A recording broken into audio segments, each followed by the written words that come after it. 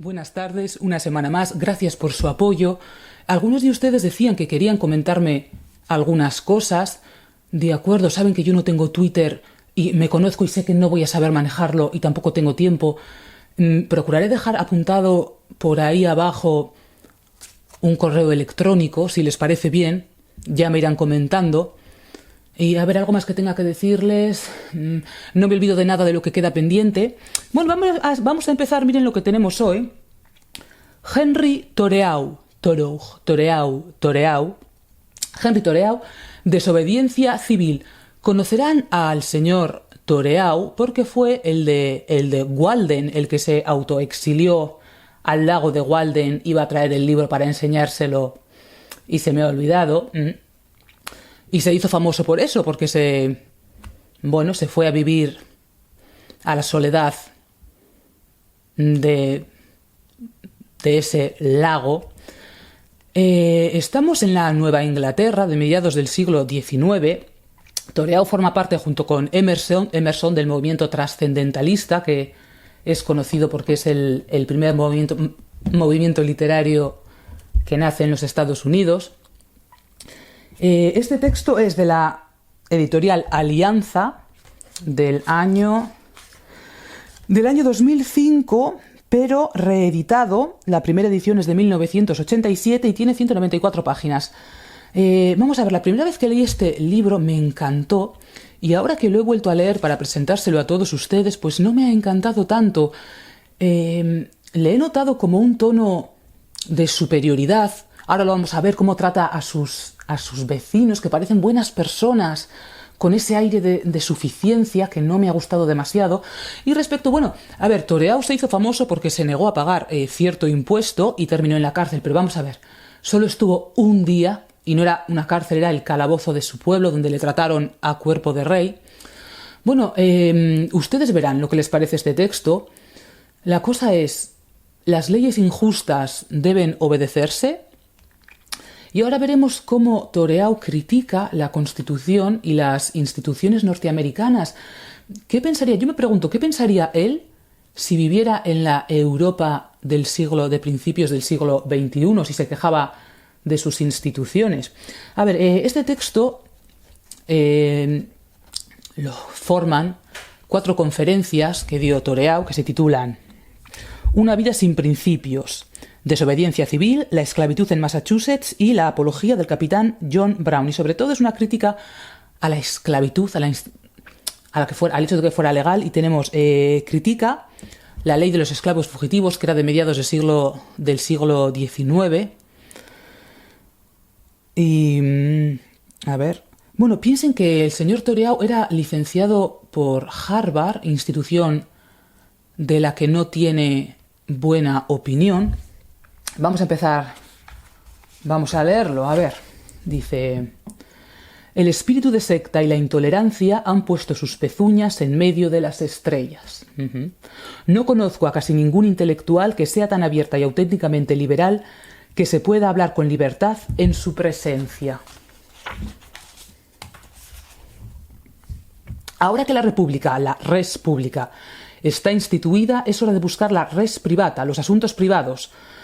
Nequid res privata detrimenti caperet, que los asuntos privados no sufran deterioro alguno. ¿Cuál es el valor de una libertad política sino el de hacer posible la libertad moral? ¿Alardeamos de la libertad de ser esclavos o de la libertad de ser libres? El mejor gobierno... este es el de desobediencia civil, que es el más famoso de las 4 conferencias. El mejor gobierno es el que gobierna menos. El mejor gobierno es el que no gobierna en absoluto. Y dice que hay personas que pueden aprovecharse de las instituciones públicas a su favor. Y pone de ejemplo esa nefasta e injusta guerra contra México, que le quitó a México la mitad de su territorio. El ejemplo lo tenemos en la actual Guerra de México, obra de relativamente pocas personas que se valen del gobierno establecido como de un instrumento. Claro, eso siempre puede pasar, ¿no? Por no decir que pasa siempre. El derecho a negar su lealtad y a oponerse al gobierno cuando su tiranía o su ineficacia sean desmesurados e insoportables es el derecho a la revolución que reconocen todos los hombres. ¿Por qué habría que rebelarse contra un gobierno o contra un Estado que nos concede todos los derechos? Esto es muy gracioso. He leído decir que se va a celebrar una convención en Baltimore o en algún otro sitio para la elección del candidato a la presidencia y que está formada fundamentalmente por directores de periódicos y políticos profesionales. Y yo me pregunto, ¿qué puede importarle al hombre independiente, inteligente y respetable la decisión que tomen? Exacto, ¿por qué tiene que importarnos lo que haga esa gente? Si ellos se lo guisan, ellos se lo comen. Pero si es de tal naturaleza que os obliga a ser agentes de la injusticia, las instituciones públicas, entonces os digo, quebrantad la ley, que vuestra vida sea un freno que detenga la máquina. Lo que tengo que hacer es asegurarme de que no me presto a hacer el daño que yo mismo condeno. La cuestión es que cuando Toreau se negó a pagar el impuesto, una tía suya que era rica lo pagó por él. Luego él se ponía estupendo diciendo que él no le había pedido que lo pagara. ¿Cuántos de ustedes tienen una tía rica que les costearía todo el dinero que costase su defensa si se rebelaran contra el gobierno? Pues eso. Tan solo una vez al año me enfrento directamente cara a cara con este gobierno americano o su representante. El gobierno del Estado en la persona del recaudador de impuestos. Es la única situación en la que un hombre de mi posición inevitablemente se encuentra con él. Y tal vez a muchos de ustedes o a mí nos pasa igual. O sea, ¿cuál es nuestra relación con el Estado? ¿Cuándo pagas impuestos? ¿Y cuándo más?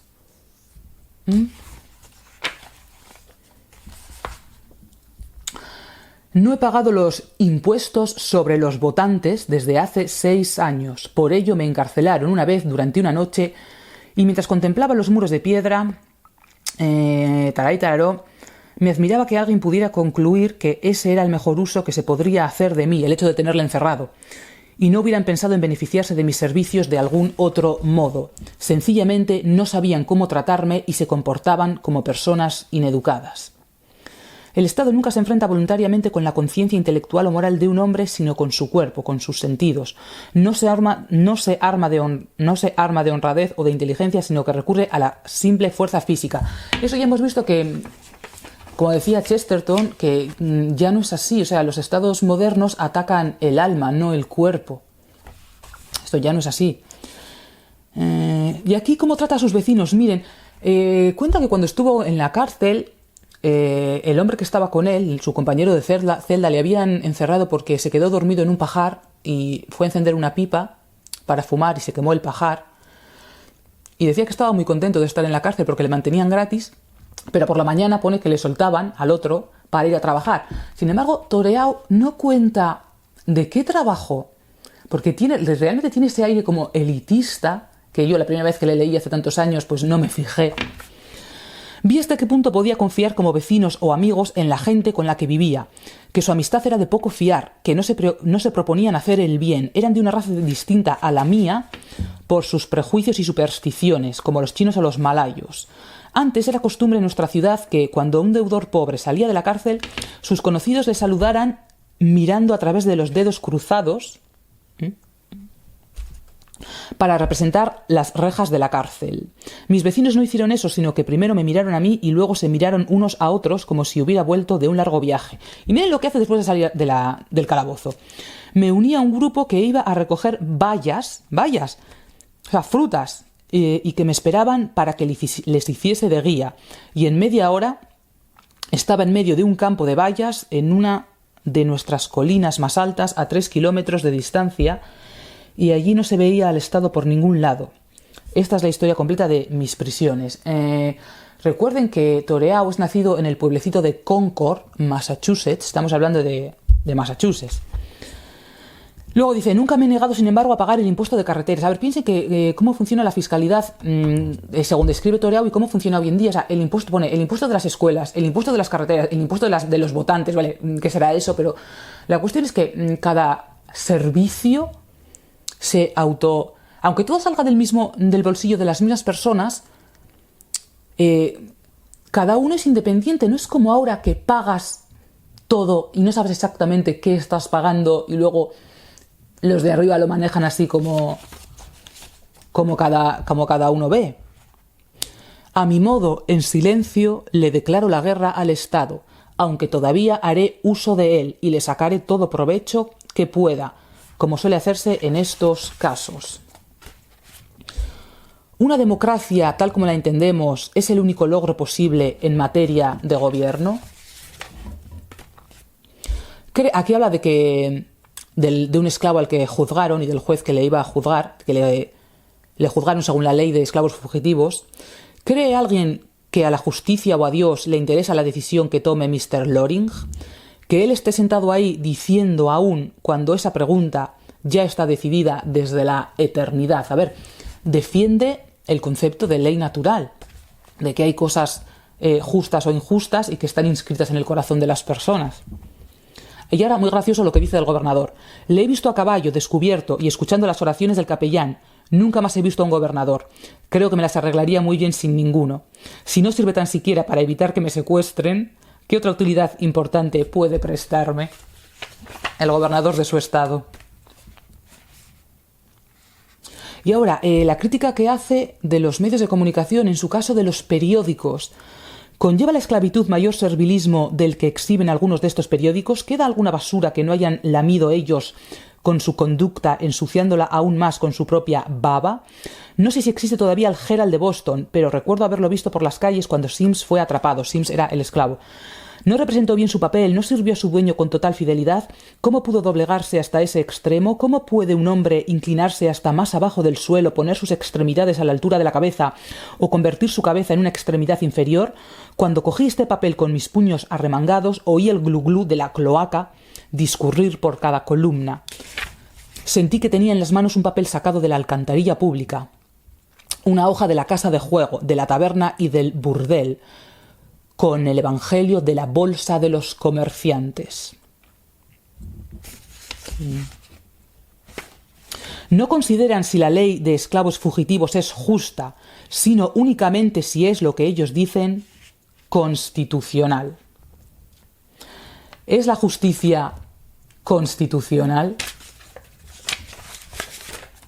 La cuestión es no si tú o tu abuelo hace 70 años llegasteis o no al acuerdo de servir al diablo y si ese servicio en cuestión ha finalizado ahora. Lo que importa es si vas a servir a Dios de una vez por todas, a pesar de tu propio pasado desleal o el de tus antecesores, obedeciendo a esa eterna y solo ella justa Constitución, no se refiere a la Constitución de Estados Unidos, que él, y no Jefferson o Adams, ha escrito en tu corazón. Tal vez por medio del voto parlamentario puedan un día reinstaurar a Dios. Estos hombres actúan como si creyeran que pueden deslizarse colina arriba y colina abajo y volver luego a deslizarse otra vez arriba o abajo. Pero no sucede así cuando se trata de conseguir una reforma justa. No hay posibilidad de deslizarse colina arriba. En moral, los únicos deslizamientos son hacia abajo. La meta de un buen gobierno es darle más valor a la vida. El de un mal gobierno, restarle valor. Mostradme un Estado libre y auténtico y un auténtico tribunal de justicia, y lucharé por ellos si es necesario. Pero no me mostréis a Massachusetts, le negaré mi lealtad y le manifestaré mi desprecio por sus tribunales. Bueno, aquí lo tienen, Henry Thoreau. Miren, tenía para enseñarles... A ver, Henry Thoreau entraría dentro de una corriente pues anarquista de derechas, libertario, pero favorable al libre mercado y a la libre iniciativa. Aquí está Marx, colectivista, Proudhon, anarquista, no sé si se ven en la cámara. Aquí tengo a John Stuart Mill, un liberal que tiende a ser progresista. Y aquí un liberal que tiende a ser tradicionalista, Tocqueville. Todos ellos son de más o menos, y también Thoreau, de la misma generación. Y puedo decirles que quien mejor ha visto el futuro, quien mejor ha sabido analizar la realidad, es el que tiende a ser tradicionalista, Tocqueville. A ver, Thoreau critica la esclavitud. Ya sabemos todos que eso es horrible, que eso es una especie de pecado contra Dios y contra todo lo sagrado. Pero, a ver, es como decía el otro día Hilaire Belloc. De acuerdo, la esclavitud no existe como institución, pero ¿cómo iba a ser el futuro? ¿Cómo va a ser el futuro? Al final, la esclavitud ha desaparecido, pero vamos a ver, si todos nosotros, todas las clases trabajadoras, vamos a terminar siendo esclavos, quizá no de derecho, pero obligados a trabajar hasta los 65 años, o 67, o 70, mientras que nuestros amos cobran su pensión trabajando ¿cuántos? 7 años. Es de lo que nadie se da cuenta de cómo iba a ser el futuro, y el que mejor ha sabido verlo ha sido Tocqueville, que ya lo veremos. Vale, y para que esto no se haga muy largo, pues sin más, hasta la semana que viene.